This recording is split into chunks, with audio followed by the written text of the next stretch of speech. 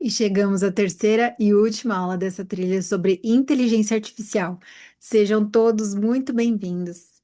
E essa aula é, sem dúvida, a mais densa e mais sensível e a mais necessária também, porque aqui nós não estamos mais falando de produtividade e nem de ferramentas. Isso a gente já falou ontem na aula 2.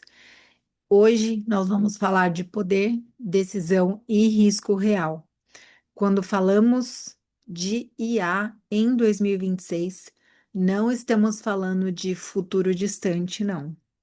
Estamos falando de sistemas que já estão operando muitas vezes sem supervisão. Isso é o mais preocupante. É inadequação em proteção de dados, sem governança e sem debate entre equipes e entre governos. Então, vou te convidar a compartilhar essa aula com quem você acredita que deva saber desse assunto e que deva se alertar a respeito dessa grande ruptura que nós vamos viver daqui para frente. Eu vou compartilhar minha tela agora com vocês para que nós possamos começar a nossa apresentação.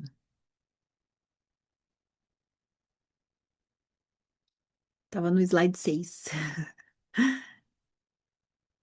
Coisas do ao vivo, né, gente? Então vamos lá. Aqui eu já apresentei para vocês e já adiantei que vai ser uma grande ruptura esse ano. Justamente porque até hoje muita gente encara a evolução da inteligência artificial como uma linha contínua. Mais tecnologia, mais eficiência e também mais velocidade, mais produtividade, como nós falamos ontem.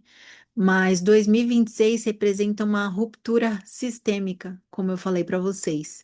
Não é continuação e é mudança de lógica. É uma mudança na forma como as decisões serão tomadas, mudança na forma como os erros vão acontecer, e é uma mudança na forma como responsabilidades vão ser atribuídas. Como eu falei para vocês, existe um gap de responsabilidade considerando que as IAs agênticas são agentes, são como seres humanos trabalhando autonomamente. Então, isso é muito preocupante. E vou voltar para. Ah, aqui, a tela cheia, pronto. Não sei por que ele interrompeu. Compartilhar. Não, eu vou recompartilhar. Daí a gente começa de novo. Agora sim. Agora vamos para o próximo slide. Então, nós vamos para o conceito do que é a IA agêntica. É, eu vou tentar não fazer uma explanação muito técnica e profunda, embora esse assunto seja técnico e profundo. E acredito que todo mundo que está aqui tenha muito interesse em saber e tenha uma adequação intelectual suficiente para entender toda essa complexidade. A chamada inteligência artificial agêntica, ela não é uma IA que responde perguntas como uma generativa, tá? Ela é uma IA que recebe objetivos. Prestem atenção. Ela decide quais etapas seguir, executa ações, avalia resultados e ajusta comportamentos. Vou dar um exemplo para vocês. Um agente pode receber o objetivo de otimizar vendas, reduzir custos ou maximizar engajamento. E a partir disso, ele pode testar estratégias, descartar alternativas e agir sem validação humana contínua. Não é como um Copilot ou então o ChatGPT que você envia os prompts para falar, chat, deixa eu dar um exemplo aqui. Elabore um conteúdo magnético, enfim, vou dar um exemplo genérico aqui. Elabora um conteúdo genérico para magnético e que promova engajamento para uma dentista que trabalha com implantes e, enfim, aí ele vai te dar as respostas. Só que é você que vai guiando aonde ele quer chegar e aonde você quer chegar. Aí a agência não, é ela que toma as próprias decisões a partir dos objetivos que são colocados para ela, tá? Vamos voltar aqui para minha tela. Os alicerces da IA agêntica são autonomia, são objetivos, execução e aprendizado contínuo, ou seja, ela se autogere. É um agente, é como se fosse um agente comercial de uma empresa. Ela pode tomar decisões a partir de um objetivo que ela precisa alcançar, tá? Então, ela não é um assistente, ela não vai ser simplesmente um assistente, porque aí eu coloquei nesse slide algo muito importante que a gente precisa verificar, que é a diferença entre assistente e agente. O assistente, ele espera o comando, como eu falei para vocês. O chat GPT, ele não fica te perguntando o que você quer, né? E o assistente, ele espera o seu prompt. Agora, o agente, ele age. O assistente responde o e-mail quando você pede. O agente pode decidir quando, como e para quem responder, dependendo do escopo que ele está cumprindo. Quando isso acontece em escala, o erro deixa de ser pontual, entende? E passa a ser sistêmico, porque se ele errar com um objetivo, com um comando, ele vai errar em larga escala, porque é ele que está cumprindo essas agendas, né? Esses objetivos. Vocês acham preocupante isso? Eu acho muito preocupante. Enfim, vamos voltar para a tela. E, consequentemente, nós temos é, essa questão que parece fora de controle, né? E realmente é uma coisa fora de controle. Por quê? Porque ela se torna um looping. O conceito mais perigoso, que é o chamado humano fora disso, né? É, é desatachar totalmente das ações humanas e decisões são tomadas sem validação humana, sem double check, sem verificação, sem envio de um comando. E a ação humana, ela entra depois, quando o dano já apareceu. E o dano vai aparecer, e rápido. E aí vocês podem imaginar o quanto vai ser utilizado para fraudes e golpes digitais, porque a facilidade de se ter um agente, né, para iniciar as ações e finalizar as ações simplesmente pelo apertar de um botão, né? Porque o escopo já está ali para que ele cumpra. Não precisa ninguém ficar controlando a ação dele até ele cumprir aquele objetivo. Então, do ponto de vista jurídico, isso é muito grave mesmo. Porque o direito, ele sempre buscou identificar quem decidiu, quando decidiu e por que decidiu, né? Para a gente fazer a adequação à norma. Então, e sistemas agênticos, essa cadeia vai ser simplesmente diluída e vai ficar muito mais difícil encontrar o quem, o quando e o como e o porquê. Vocês viram que eu tô até mais tensa, né, de dar essa aula hoje, porque é um viés muito mais misterioso, é um assunto ainda muito misterioso. É, é você manipular a, o sentido humano, né, o escopo da vida humana de uma forma muito fácil. E parece que, ao mesmo tempo que você coloca tudo dentro de de uma máquina para decidir, a vida perde o sentido. E o direito perde o sentido. A saúde perde o sentido. Parece que as coisas ficam assim, vagando no universo. Então, sério, tá um pouco tenso para eu diluir todo esse assunto com vocês, porque pouca gente ainda está falando sobre inteligências artificiais agênticas, justamente porque ainda falta repertório, né, para a gente dar exemplos, mas eu já tenho alguns exemplos para dar para vocês, tá? Sobre o quão isso vai agravar com as IAs agênticas. Então, vamos para o próximo slide, que é assim: quanto mais autonomia uma máquina tiver, menos previsibilidade, concorda? Porque as coisas ao redor se tornam muito mais vulneráveis. Quanto mais dados, quanto mais informações você der para uma inteligência artificial agêntica trabalhar em cima daquele objetivo a que ela foi proposta, muito mais autonomia ela vai ter e muito menos controle humano terá também. Então, quanto menos previsibilidade, maior o potencial do dano também.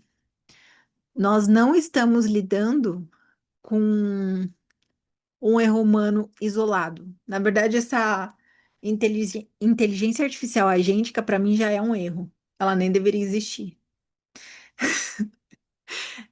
Nós estamos lidando com falhas automatizadas em escala. Por quê? Porque as inteligências artificiais agênticas, elas vão ser usadas para o bem, para maximizar atendimentos em larga escala, para maximizar e otimizar processos densos e longos de grandes empresas. Isso vai facilitar muito, eu concordo.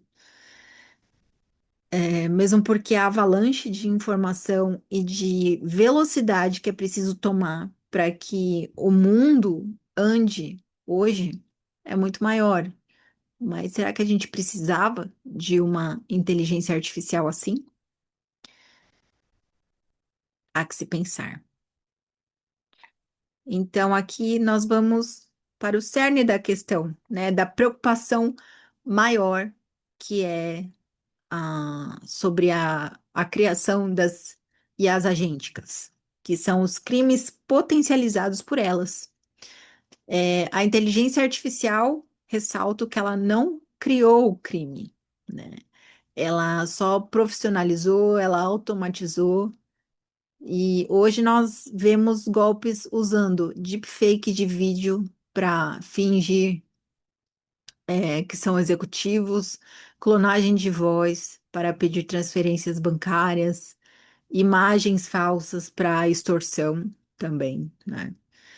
Então, empresas estão perdendo milhões com golpes em que um diretor pede transferência urgente por vídeo e nem era ele, né?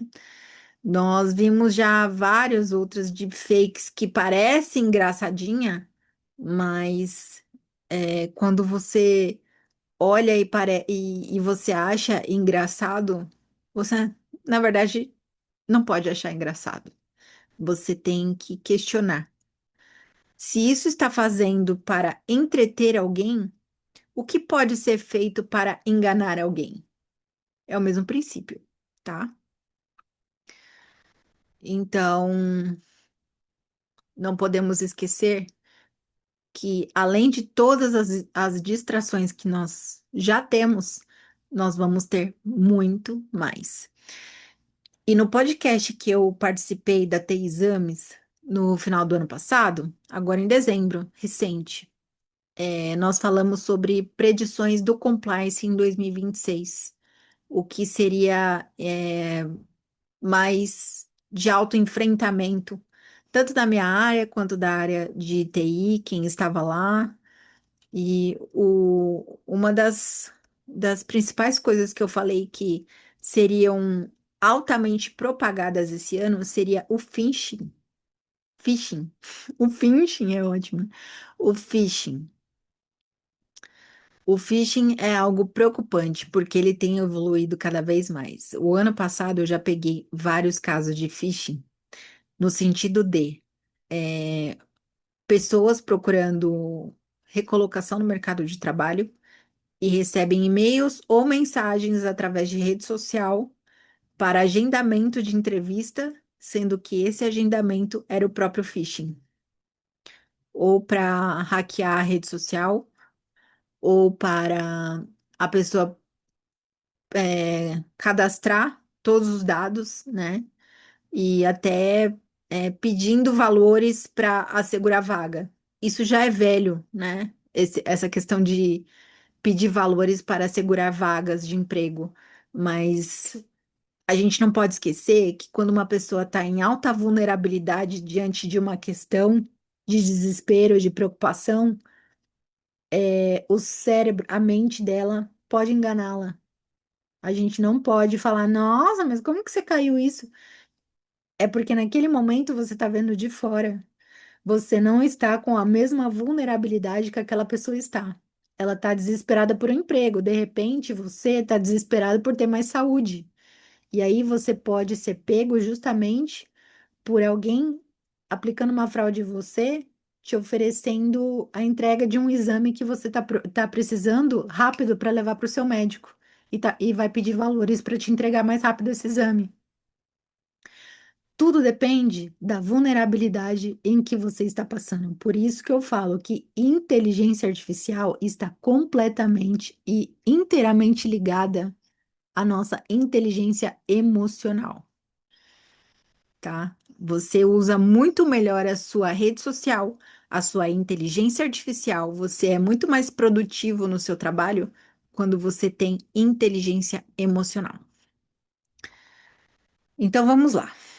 Falando de crimes em potencial por IA.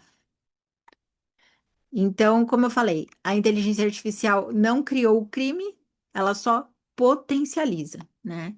E isso quer dizer que ela propaga as deepfakes, né? Ela potencializa a produção de imagens que não existem, ela clona vozes, ela automatiza os robôs e cria uma escala muito maior para entregar essas fraudes, né? Para quem, enfim, está na lista.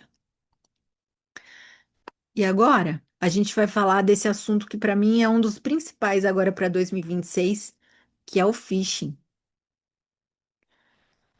Phishing é uma preocupação muito séria, porque o phishing, ele deixou de ser genérico, ele se tornou narrativo, ele se tornou um alvo importante, justamente porque ele foi muito evoluído, ele foi construído de uma maneira que pare de ser percebido até por pessoas que são mais leigas no assunto, tá? Ela analisa as redes sociais, padrões de linguagem e horários de atividade. O golpe chega com nome, contexto e emoção. E principalmente urgência. Urgência é uma característica clássica do phishing. E não tem mais erro de português, tá, gente? É isso que eu tô falando. Ele se tornou evolutivo a ponto de você bater o olho ali, você vê o remetente praticamente igual e aquele texto perfeito, tá? Raramente, hoje em dia, eu vejo phishing com erro de português. Pode ser, assim, até um erro de digitação, às vezes acontece, tá? Mas hoje em dia tá cada vez mais correta a escrita, a, a colocação, né, a abordagem. Então, primeiro você fortaleça a sua confiança. Porque quando você confia demais em você, você espera um pouco para confiar nos outros, tá?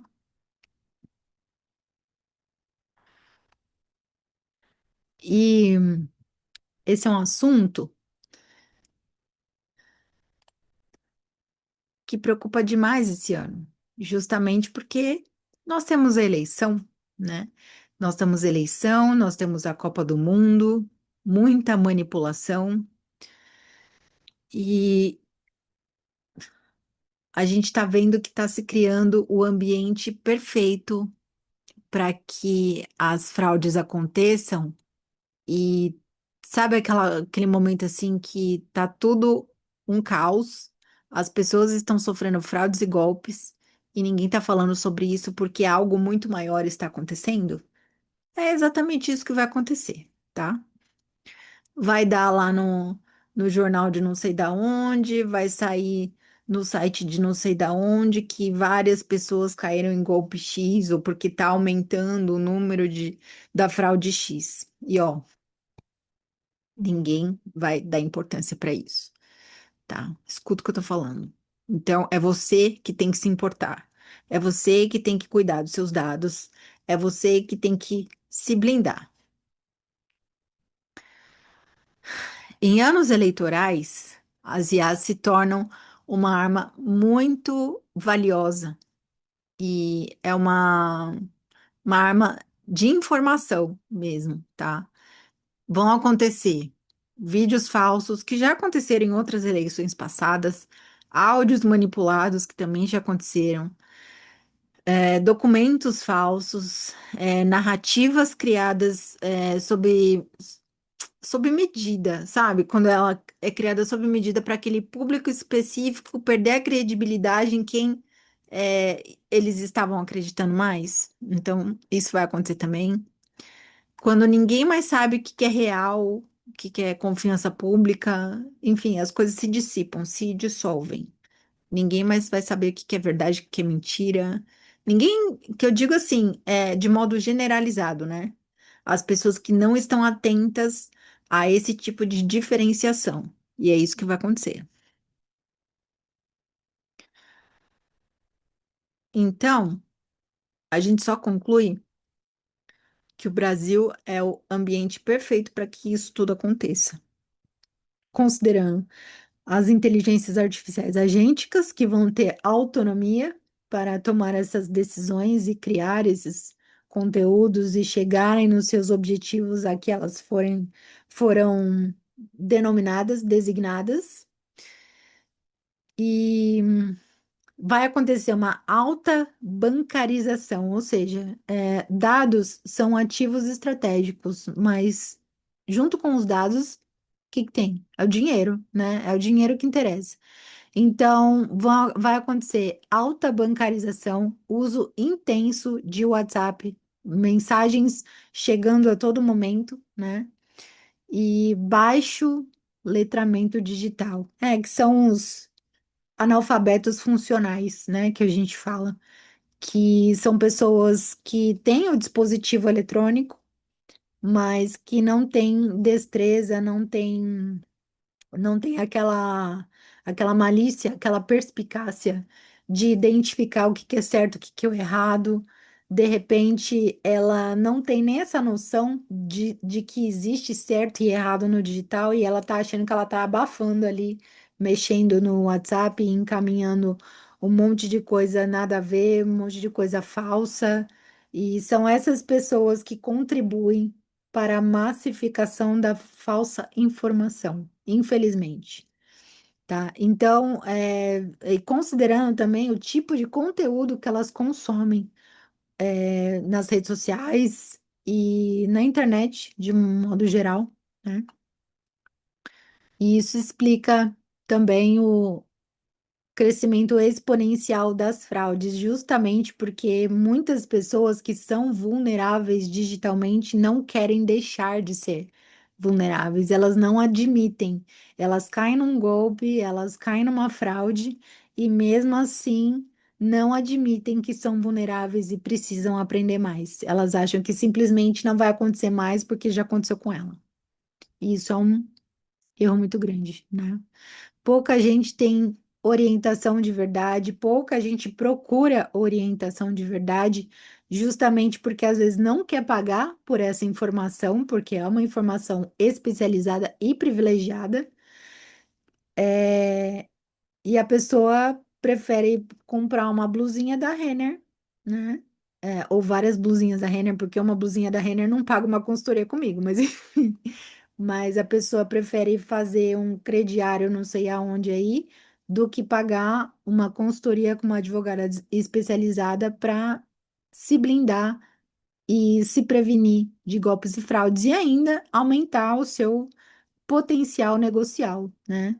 Muitos empreendedores individuais fogem desse tipo de situação e acabam procurando advogado só quando sofre uma fraude ou um golpe e perde todo o dinheiro que já ganhou no seu empreendimento. Então, infelizmente, o brasileiro não tem essa mentalidade de prevenção, e sim uma mentalidade de que tem que apagar um incêndio, tem que resolver um problema, e ainda faz assim, né? Ai, tem que resolver um problema. Sim, você tem, porque você não se preveniu.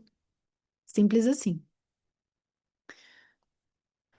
Então, nós viveremos ou veremos um colapso regulatório. Justamente porque o que eu já adiantei para vocês na primeira aula. E agora eu falo de novo que a regulação sempre corre atrás da tecnologia.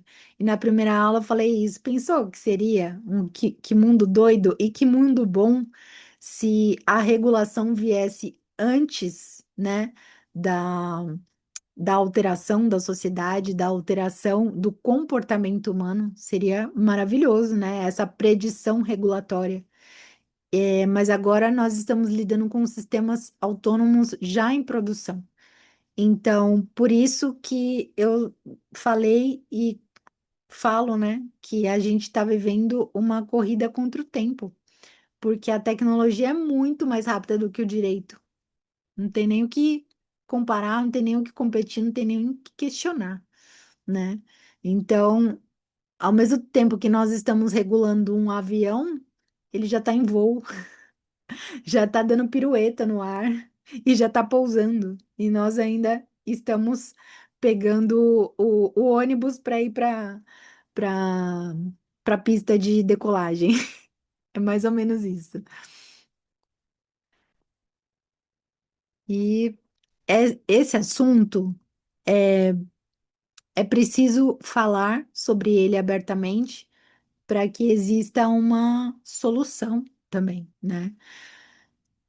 A proteção de dados, ela é muito negligenciada quando a gente fala de inteligência artificial, porque ela fica cada vez mais atrasada. A questão da regulação da inteligência artificial, ela depende diretamente da regulação, né, da aplicação correta e concreta das leis de proteção de dados, porque nós ainda estamos parados no termo consentimento e consentimento não resolve nada. O que começa a resolver em proteção de dados é finalidade. Proteção de dados não é formulário e muita gente ainda está preso na questão de produção de documentos para proteção de dados, sendo que proteção de dados é decisão e é comportamento, muito mais do que produção de documento. E primeiro de tudo, né, é uma governança, é uma gestão que você precisa olhar para todos os lados, você precisa mapear os riscos e indicar as possíveis e precisas soluções, né? Sem gestão de risco, a LGPD simplesmente não funciona, ela é aleatória, né? É apenas um diálogo, uma retórica, infelizmente. Ai, que pena, a imagem não saiu aqui no meu PDF. Era uma imagem bem legal, gente. Mas enfim, eu vou tentar gerar de novo, aí eu mando para vocês depois, tá bom? Para quem estiver assistindo ao vivo. E acredito também que eu vou partilhar no meu LinkedIn. E é o que eu falei para vocês, eu participo de uma comissão de estudos regulatórios de inteligência artificial na ABNT. E nós temos reuniões mensais, às vezes quinzenais, dependendo de como andam as pesquisas e as votações dos documentos, né, que são deliberados. E as normas ISO e os trabalhos da ABNT tentam criar essa estrutura mínima que a gente está falando aqui. Elas não impedem que a IA exista ou que a IA vá funcionar, né? Elas organizam a responsabilidade, as boas práticas, né? As mínimas boas práticas, as condições ali para que haja um uso consciente das inteligências artificiais. Então, é mais do que mandatório, né? Os profissionais de hoje em dia que usam inteligência artificial tenham essa consciência, né? De orientar os seus clientes, seus parceiros, escolher bem quem é o sócio, quem é o fornecedor, porque quem não usa com consciência, quem não está adequado à proteção de dados, vai comprometer o seu negócio. Isso não tem jeito. Uma hora a conta vai chegar. O profissional que só entrega documento, ele já ficou para trás. Você que é de um nicho, por exemplo, da saúde, e contratar alguém para fazer adequação de proteção de dados no seu negócio, e essa pessoa falar que você estará adequado em uma semana e que você terá todos os documentos entregáveis e editáveis conforme a finalidade for mudando ou os seus processos internos forem mudando. Desculpa, isso não é adequação à proteção de dados. Não, eu falei desculpa, mas não é desculpa, não. Isso é uma enganação. Não existe adequação à proteção de dados em uma semana só com documentos entregáveis. É preciso um mapeamento, é preciso o conhecimento, né, das dinâmicas do local, dos riscos, da onde você fornece, da onde você armazena, quem são os parceiros, quem são seus clientes, aonde, enfim, precisa fazer um inventário, praticamente um inventário das suas dinâmicas de negócio. Senão, alguma ponta solta vai ficar. E proteção de dados não admite pontas soltas. Lembrei de falar essa frase, embora eu fale muito sobre a necessidade e a importância da proteção de dados na nossa vida em geral, né? Às vezes eu esqueço de falar essa frase, que é a minha marca pessoal. E o novo papel do profissional hoje em dia é orientar justamente por onde começar, antecipar os riscos e traduzir tecnologia em decisões humanas. É o que eu sempre falo, tecnologia, antes de ser tecnologia e algoritmos, ela é comportamento, ela é decisão humana. E ela não pode ser esquecida por isso, tá? E ainda que essa aula tenha sido mais rápida, mas ela foi mais densa e mais tensa também, acredito, né? Eu vou colocar aqui esse slide de fechamento, mas antes a gente vai ter, antes de fechar definitivamente, a gente vai ter aquele tempinho para as perguntas. Eu vi que a Ana e a Érica já mandaram pergunta aqui. E só para finalizar, né, que a inteligência artificial, ela não é o futuro, né? Ela é o presente que ainda não está regulado.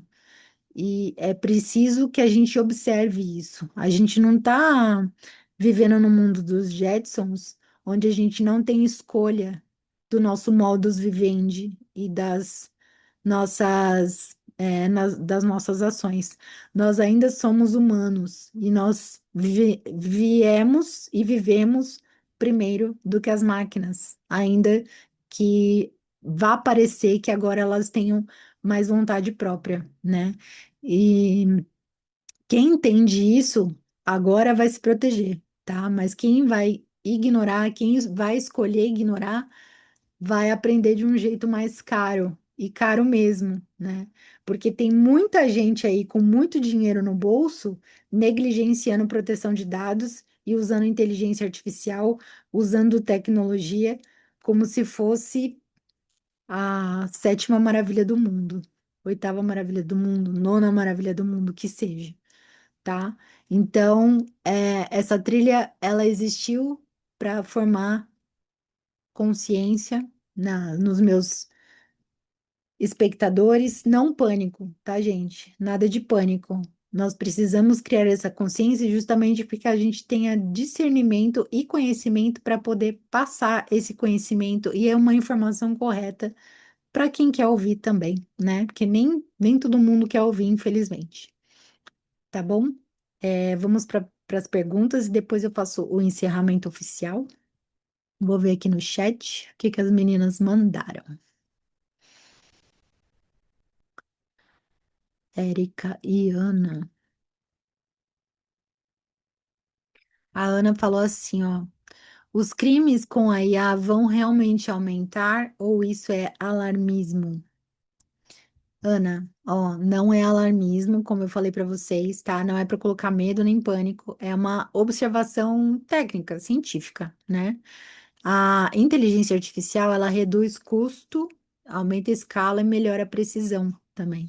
Então, esses três fatores são exatamente o que o crime organizado busca, né?